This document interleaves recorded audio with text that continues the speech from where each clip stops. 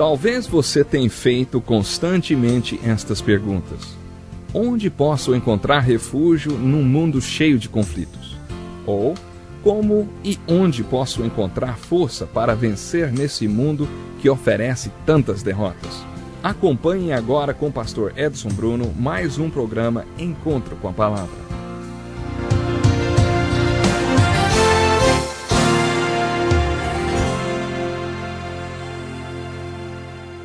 Muito obrigado, Darryl. Felicidade estarmos juntos mais uma vez para o Encontro com a Palavra. Continuando o nosso estudo do Velho Testamento, vamos analisar pela terceira vez o livro de Deuteronômio. Observamos que esse livro é uma coletânea de sermões que Moisés proferiu ao povo de Deus antes deles invadirem a terra de Canaã. Depois de caminharem durante 40 anos no deserto, eles finalmente decidiram assumir um compromisso de fé e atravessar o Rio Jordão para invadir a terra de Canaã e tomar posse de seus bens espirituais. A última coisa que Moisés fez antes de morrer foi dizer todos esses sermões que estão registrados no livro de Deuteronômio. Sabe, a nossa intenção é ter uma visão geral desses sermões. Em nosso último encontro, estudamos o sermão de Moisés sobre a graça de Deus. Isso está registrado nos 6 primeiros versículos do capítulo 9 de Deuteronômio. Esse sermão é seguido no capítulo 10 pelo sermão sobre a nossa resposta à graça de Deus. Isto é sempre enfatizado nas Escrituras. E agora, ó Israel, o que é que o Senhor teu Deus pede de ti, senão que temas ao Senhor teu Deus, que andes em todos os seus caminhos e o ames, e sirvas ao Senhor teu Deus de todo o teu coração e de toda a tua alma, para guardares os mandamentos do Senhor, os seus estatutos que hoje te ordeno para o teu bem? Os céus dos céus são do Senhor teu Deus, a terra e tudo que nela há. Mesmo assim o Senhor se afeiçoou a teus pais para os amar, e a vós, semente deles, escolheu depois deles, de todos os povos, como hoje se vê. Circundai, portanto, o vosso coração, e não mais endureçais a vossa cerviz. A ênfase aqui está em como você responderá à graça de Deus. Graça de Deus quer dizer que Deus ama você. E Ele ama você não porque você é bom ou porque você não é bom. O amor de Deus não é condicional. Ele não está baseado em suas atitudes. Você pode afirmar, Deus me ama, não importa o que eu faça. Se você ama as pessoas com o amor de Deus, então você pode dizer que as ama, não importa o que elas façam. Não há uma razão para você amá-las. O seu amor não é condicional. Ele não depende das atitudes das pessoas. Em nossa casa, nós temos um quadro com a frase, Deus me ama incondicionalmente. Sabe, essa é a primeira coisa que meus filhos veem quando chegam em casa à noite, mesmo que seja além do horário que deveriam chegar. Deus me ama incondicionalmente. No corredor tem outro quadro com a frase, eu amo você incondicionalmente. Quero que meus filhos sejam confrontados com esses 2 fatos toda vez que entrarem na nossa casa, não importa quando e nem como entram. Não importa por onde tenham entrado ou andado, Deus os ama incondicionalmente. Esse é o significado da palavra graça. O amor de Deus não está condicionado a nada. Não depende das suas atitudes. A palavra graça é como uma espada de 2 gumes, ou seja, que corta dos 2 lados. Em primeiro lugar, isso implica que o amor de Deus por mim e as suas bênçãos sobre a minha vida não dependem das minhas atitudes. Isso é muito confortante porque mesmo que suas atitudes durante essa semana sejam boas, você poderia sentir-se inseguro sem saber se poderia manter o mesmo comportamento na semana seguinte. Talvez na semana que vem você poderia dar uma escorregadinha e aí Deus não amaria e nem abençoaria mais você e por isso você ficaria inseguro. Mas quando você entende a palavra graça, entende que não precisa se preocupar com isso. Deus vai amar você incondicionalmente, não importa o que você faça. Ele ama você por causa da graça dele. Essa é a primeira metade da mensagem sobre a palavra graça. A outra metade é a seguinte: eu não conquisto as bênçãos e o amor de Deus com atitudes positivas e eu não perco sua graça por causa de atitudes negativas. Podemos nos confortar com isso. A razão de Deus me abençoar não é porque eu sou bom. E Ele também não vai me pôr para fora se eu me tornar mal. Deus me ama e pronto. Exatamente. Jesus me ama quando sou bom e faço o que deveria fazer. Jesus me ama quando sou mau, mesmo que isso o deixe triste. Mas Jesus me ama. E essa é a mensagem da Bíblia. O amor de Deus é assim. Como você responde a isso? Não serve como um estímulo para você? Isso devia estimular você e também a mim a limparmos as nossas vidas e parar com a teimosia e pararmos com o pecado.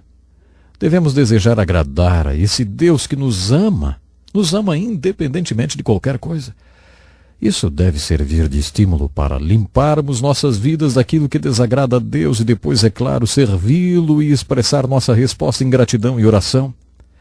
Depois de nos falar sobre a graça de Deus e a salvação, o apóstolo Paulo, em 2 Coríntios capítulo 6, verso 1, diz assim: Nós vos exortamos a que não recebais a graça de Deus em vão. Nos 10 mandamentos dados através de Moisés, Deus demonstra ser um Deus que tem um objetivo, propósito e ordem para o que faz. O simples invocar o nome do Senhor em vão já é pecado. Isso não tem a ver com o profano, apesar de incluir isso também. Isso se refere a expressar o nome de Deus em adoração e depois não agir de acordo com seu propósito. Você entende? É um pecado pronunciar o nome de Deus em vão. Se o falar o nome de Deus em vão é um pecado, imagine então o pecado que seria receber a graça de Deus em vão. Pense um pouquinho só. Se Deus ama você e derrama todo tipo de bênção sobre a sua vida, Ele salva você e abençoa você com toda sorte de bênçãos espirituais nos lugares celestiais em Cristo. Você recebe a graça, a força e o poder para viver como um cristão deve viver e servir a Deus. Se tudo isso acontece em vão e você nunca faz nada, aí isso é pecado. No capítulo 10, portanto, há uma exortação para não recebermos a graça de Deus em vão. Depois desse sermão, seguem-se outros sermões impressionantes sobre a apostasia. Apostasia quer dizer afastar-se da posição que você tomou com Deus. Vamos dizer que você assuma a seguinte posição: Deus está em primeiro lugar na minha vida e é assim que eu vou servi-lo. Sabemos o que significa assumir compromissos com esse Deus.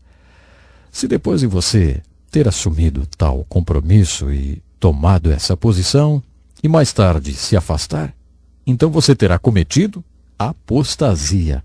A palavra apostasia é composta de 2 palavras. A que indica posicionar-se e a que indica distante. Esse é um pecado muito sério por causa das terríveis consequências que ele traz. Você verá isso quando estivermos estudando o livro de Juízes. Na verdade, podemos observar isso em toda a história do povo hebreu. As consequências da apostasia são impressionantes. Moisés proferiu um sermão muito importante e severo sobre a apostasia. Ele disse: se o meu filho ou filha, ou um parente próximo ou seu melhor amigo tentar afastar você de Deus, mate-o, execute-o, não tenha piedade. Se houver uma cidade que apostatou, destrua-a totalmente e mate todos os seus habitantes. Puxa vida, isso parece duro demais, hein? Entretanto, se você estudar os resultados da apostasia, os cativeiros da Babilônia e da Assíria, verá por que Deus foi tão severo através das palavras de Moisés com respeito à apostasia. Não deixe que a apostasia se prolifere no seu meio. Esse é um importante sermão do capítulo 13 de Deuteronômio. No capítulo 14, há outro sermão, o sermão sobre o dízimo. A palavra dízimo em hebraico significa a 10ª parte. Esse sermão nos ensina que devemos dar a Deus a 10ª parte de tudo que nós temos. Quando estudamos esse tema nas Escrituras, e essa é a primeira vez que o dízimo é ensinado, encontramos a declaração de que o propósito do dízimo é ensinar vocês a colocarem sempre Deus em primeiro lugar nas suas vidas. O dízimo tem um propósito, tem sim. Deus não precisa de 10% da nossa renda. Por que então Deus instituiu a lei do dízimo? Porque Ele queria nos ensinar algo. O primeiro mandamento nos diz: Deus em primeiro lugar. As Escrituras insistirão repetidamente: Deus em primeiro lugar. Deus quer que aprendamos essa lição tão importante. Como Deus nos ensina a colocá-lo em primeiro lugar na nossa vida? Uma das maneiras é nos dando uma medida de compromisso. Ele sabe se é ou não o primeiro em nossas vidas, mas nós não sabemos. Por isso o Senhor instituiu o dízimo. O dízimo não existe porque Deus quer 10% de tudo que temos. Deus quer a primeira 10ª parte. Observe bem isto, hein? A primeira 10ª parte. Quando o povo entrou na terra de Canaã, a primeira cidade que conquistaram foi Jericó. Todo o espólio de Jericó foi dedicado a Deus, porque essa foi a primeira cidade que eles conquistaram. Deus quer a primeira parte de tudo que você ganha. Ele quer a primeira 10ª parte, não apenas uma 10ª parte. Além disso, o Velho Testamento nos ensina que o povo também deu ofertas. Além do dízimo, eles também deram ofertas. O dízimo era de Deus. Se eles gastassem o dízimo, estariam roubando a Deus. Isso mesmo. Além do dízimo, eles deram ofertas e sacrifícios. Davi nos deu a definição de um sacrifício. Ele falou assim: não oferecerei a Deus um sacrifício que não me custe nada. Um homem rico pode dar a sua primeira 10ª parte, o seu dízimo, e nem perceber isso. Ele pode dar suas ofertas e nem sentir a perda. Mas dar uma oferta de sacrifício torna todos iguais. O tamanho de sua riqueza é relativo. O sacrifício quer dizer que custou alguma coisa para você. O mesmo se aplica a todos que ofertam. Quanto você precisa dar para que isso doa em você? Até que custe alguma coisa? Se você for muito rico, talvez tenha que dar muito mais até que sua oferta seja chamada de sacrifício. Já percebeu? Talvez você dê o dízimo e também dê ofertas e nem sente isso, nem faz falta no seu bolso. Olha, isso não é sacrifício, hein? No Novo Testamento temos uma palavra que vai além. É a palavra mordomia. Essa era a palavra preferida de Jesus. Você sabe o que significa mordomia? Mordomia significa que tudo pertence a Deus. Quando sou um mordomo, não dou 10% como Jacó fez quando deixou sua casa e teve sua primeira conversa com Deus.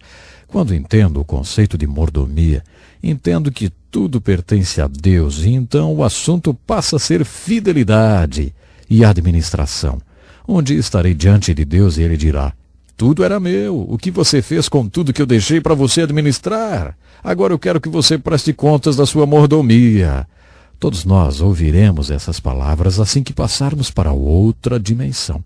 Então, não esqueça, prezado ouvinte, Deus precisa sempre estar ocupando o primeiro lugar em nossas vidas.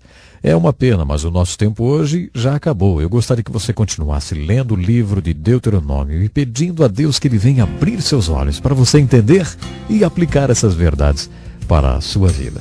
Até o nosso próximo encontro, então. Que lição importantíssima. Obrigado, pastor Edson Bruno. Prezado ouvinte, coloque em prática o que você ouviu aqui. Sem dúvida, sua vida será grandemente abençoada. Este é um estudo escrito pelo Dr. Dick Woodward, na voz do pastor Edson Bruno. Escreva-nos e solicite o material. Nosso endereço é Encontro com a Palavra, Caixa Postal 2011, CEP 89201-970, Joinville, Santa Catarina. Até o nosso próximo encontro com a Palavra.